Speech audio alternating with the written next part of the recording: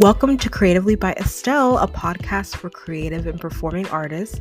My name is Estelle Avberry, and I'm your host. Whether you're just starting or you're a pro, this show will help you feel inspired and motivated every single week along your creative journey, and will give you tactical tools and tips for fulfilling your creative goals and your God-given purpose as a creative person.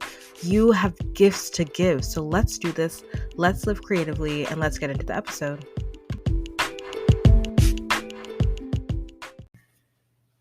Hey, welcome back to Creatively by Estelle. I'm so glad you're here. Happy Monday. I am actually re-recording my episode for today because I accidentally muted the mic earlier. Oops. So we're getting a little re-recorded version, but that's all right. I'm still happy to share with you what I have for you today.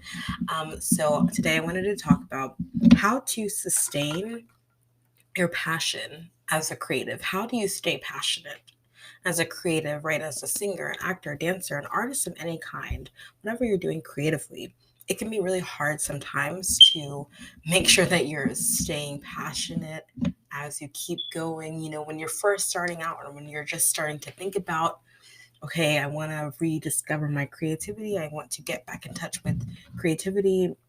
Maybe you used to be creative when you were younger, right? Maybe you were involved in the arts growing up, but you want to get back to it, and in that case, this show is definitely for you. And if you are trying to get back into whether singing, acting, dancing, you know, writing, painting, whatever it is, photography, right? Something that's always captured your imagination or captured your curiosity, right? When you first start, thinking about it and then taking small steps of action, you can sometimes at some point hit a wall where you're kind of feeling unmotivated, right? So how do you push back past those times? Or even if you've been doing it for a while, you're even more likely to actually, once you've been doing it for a while, to find that maybe your passion starts to wane a little bit. And if you haven't gotten there yet, you probably will. So here are some things that you can do to make sure that you can push through those times when you're lacking motivation, kind of, when you feel like your passion is waning. How can you continue to sustain your passion?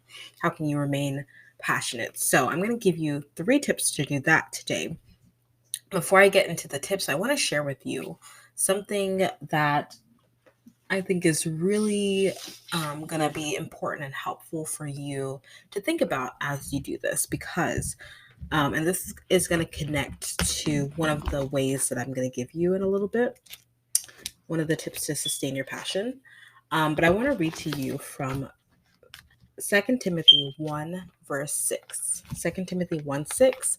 And this is in the Bible, in the New Testament, where Paul, who is an apostle, he's a pastor and a writer, writes to these different churches that he is advising and mentoring, right? And encourages them. And he is specifically in this letter, he's writing a letter to Timothy, who is very young, a young leader in his church. And he's really writing to encourage Timothy to use his gifts and to remain passionate in his gifting as a leader, the spiritual gift that God has given him. And I want to use this verse just to encourage us, all of us as creatives, because I believe with all my heart that you have gifts in you that God himself placed in you, and you have passions that God himself put in there for a reason, and he wants you to continue to maintain that passion, to grow that passion, really, to remain passionate. And so I'm going to read this verse. So it says, "This is why I remind you to fan into flames the spiritual gift God gave you when I laid my hands on you." I love that because it's very action oriented, right? It's not just, just wait and hopefully your passion, your gifts will continue to grow. No, he says you have to fan it into flames. You have to take action. You have to really do what it takes to remain, passionate and to continue to use your gifting. And the following verse says, and this is 2 Timothy 1. Now I'm reading verse 7. "For God has not given us a spirit of fear and timidity, but of power, love, and self-discipline." That's my favorite verse. in the Bible, because it reminds us that yes, we have to fan into flames, but then guess what? You don't have to do it alone. So I just want to encourage you that you don't have to be in this creative journey alone. Obviously, find creative communities, right? Find people around you who can encourage you, right? Like this podcast community can be an amazing community for you. But at the same time, you have God. You have the God who gave you those gifts. He wants to help you to use them. And He doesn't want you to live in fear and timidity, but in power, love, and a sound mind, self discipline, right? And those are things that are going to help you to then fan into flame the gifts that God has given you, right? Because the Spirit of God can literally help you by giving you that power, that love for the things of God, love for the gifts you have, love for the people that you're called to serve with your gifts, right? And self-discipline to like put the action that you need to put into sustaining your craft and whatnot. And so I just love that because it reminds us that God is here to help us. And so whether you know God, whether you don't know God, I just want to encourage you that having a relationship with God, is so has been so crucial to me, feeling just so passionate about the gifts that God has given me as an artist, as a singer, as a creative. It's been so central. So I just wanted to share that with you, especially that verse 6, so that you can take that action to fan into flames the gift that God has given you. So here are 3 things that I want to share that you can practically do to make sure that you are sustaining and even growing your passion as a creative. So let's get into it. The first thing that I would say is to surround yourself with passionate voices. Surround yourself with passionate voices, okay? That can be people, like an actual community of people, your friends. Are they passionate about what they do? Are there people in your life that are, really full of energy, full of life, right? Really encouraging, really excited about their lives, about their jobs, their careers, their hobbies, their vocation, right? You want to surround yourself with people who are passionate. This can also look like podcasts, right? Listening to podcasts, listening to audiobooks, or reading books that really stir up this passion for you. And maybe it's like encouraging podcasts like this, or specific to your industry, like podcasts that are really talking to you about how to grow as an actor, how to grow as an artist, how to grow as a singer, right? Like my podcast does that as well. And so listening to these podcasts, audiobooks, reading books, YouTube videos, things like that, even the people that you follow on social media, like those can all be passionate voices in your life that really remind you of why you love what you love, and that really just increase your passion for your art, whatever that is. So, and another way to surround yourself with passionate voices is also like online communities, like I mentioned before, including online Facebook groups, online memberships, and I have both of those. So if you haven't joined the Performing Arts Creatives community, go ahead and join. The link is in the show notes. That's a great way to meet other people and network with other creatives, and therefore you can be encouraged because you're not alone in the journey, right? Along with the membership that I have that's for aspiring singers, beginner level singers who love musical theater, who want to really work on themselves as singers and sing musical theater songs together, right? That's an amazing way to meet other people who are also passionate about the same thing as you, so that you are being surrounded by their passion as well. And so you guys can, encourage and empower each other. So, number 1, surround yourself with passionate voices. The second thing that I would say is to take action on your passion. And like I said, I would come back to the fanning into flames part of the verse that I read earlier. This is really where it comes into play, right? And the action that you take is going to fan into flames the gift that God has given you, right? So if you're continually taking even small steps of action every day, every week, every month towards goals that you have, towards, growing in your craft, then of course you're going to, even on those days when you feel unmotivated or you lack motivation, because you already have maybe a class that you've already set up, like it's already scheduled, it's already in the books. So you have to go to that voice class, you have to go to that dance class, right? That acting class, that painting class, right? You've already scheduled it, right? So you already have that action in place, so that even if you're not feeling that motivated, you're going to go because you've already scheduled it, you've already planned on it. So, like, that action taking is going to help you sustain your passion over time.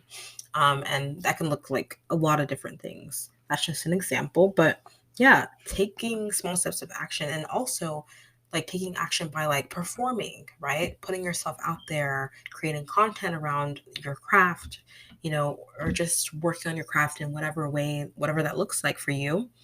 In that action taking, you get to see how people respond to you, you get to interact with other people, and it just reminds you of why you love, to do what you love to do. You get to see the effect it has on other people, and that will stir up your passion even more, right? So taking action is always going to help you in growing and sustaining your passion as an artist. So that's number two. And then the last thing that I would say that is so important for staying passionate as an artist is to know your why. And I've talked about this. I've also talked about taking action in past episodes.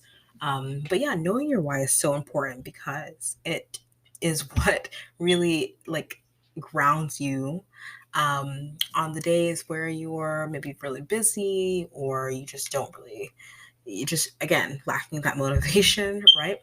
Your why has to be so deep and um so powerful that it really grounds you and just reminds you of, again, why you love to do what you're doing, why you want to do what you're doing.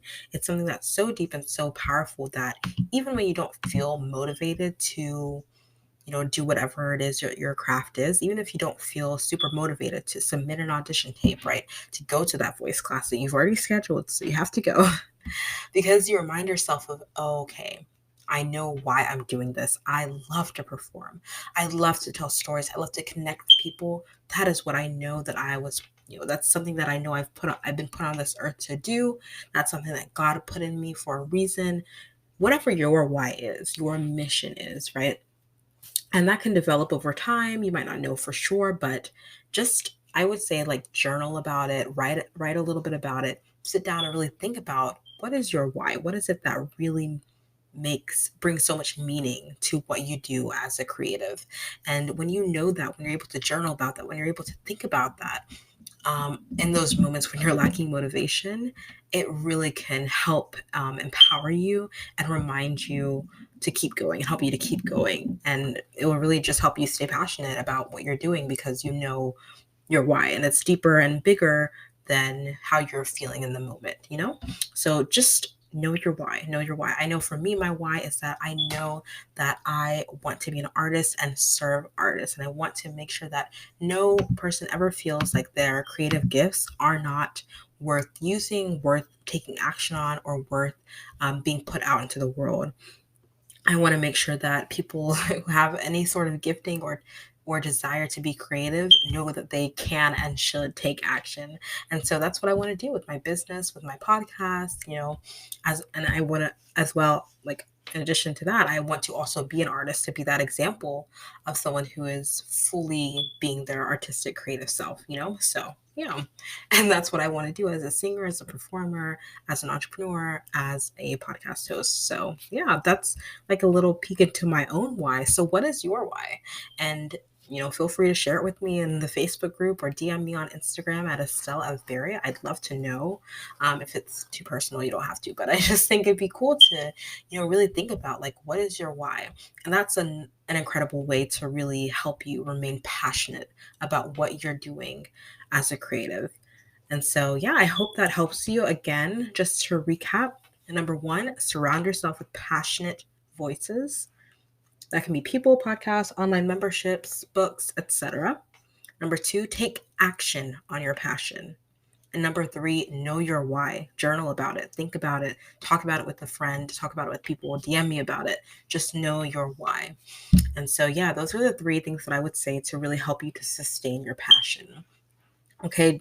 And again, actually, I didn't say this before, but I'm saying it now. Your passion is not what's going to sustain you as an artist. You have to sustain your passion. You have to maintain it. You have to grow it. You have to choose it over and over again and again, even when you don't feel like it, right? Even when you're not in the mood, you have to stoke that fire as an artist. So it's up to you to really sustain it. You're not alone. If you have any questions about faith or about talking about God, feel free to always feel free to DM me on Instagram at Estelle of Berry. I love to talk about that. But I know for me, I know that I'm not alone, that God is here to help me. And I know that God is here to help you too, because He put those gifts in you. He wants to help you to sustain that passion and to use those gifts. So, yeah, there you go. My 3 ways to help you sustain your passion as a creative, singer, actor, dancer, artist. Thank you so much for listening. I hope this inspired you. I hope this encouraged you. And I hope this gave you some really tactical tips that you can use every single day this week. And yeah, feel free to share this with anyone who you think this would help. And make sure you bless them today with this podcast episode. And yeah, thank you so much for being here. I'm so excited. We have so many fun things coming up. Next week, I have an interview with an amazing artist, performer, singer. I cannot wait to share with you. So stick around for next week. It's going to be great. And yeah, have an amazing week. I will talk to you later. Thank you so much for listening to this week's episode of Creatively by Estelle. I hope you feel encouraged by today's episode as you start this week.